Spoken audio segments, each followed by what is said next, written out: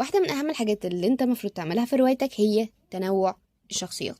إزاي؟ عزيزي الكاتب، خليني أحكي لك في النصيحة السادسة اللي كتبت الروايات. والنهاردة أنا هقارن ما بين 3 حاجات: المسلسلات التركي، الصيني، والأنمي، وهعرض عليك إزاي هو كل واحد فيهم عنده تنوع بأسلوب مختلف تماما عن التاني.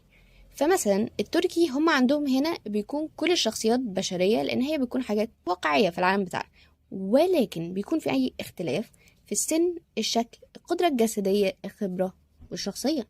يعني مثلا بطل المسلسل كله ممكن يكون أب عنده 50 سنة. أب عنده 50 سنة؟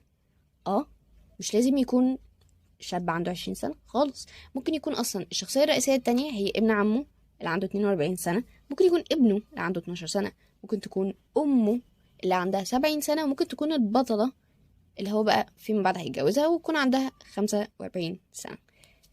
في حتة بتكون مهمة قوي واقعية في المسلسلات التركي، وهي ان هما دايما بيربطوا السن بالخبرة. فانت ما تلاقيش مثلا ان هو جايب لك ان في شاب عنده 15 سنة مثلا او 17 سنة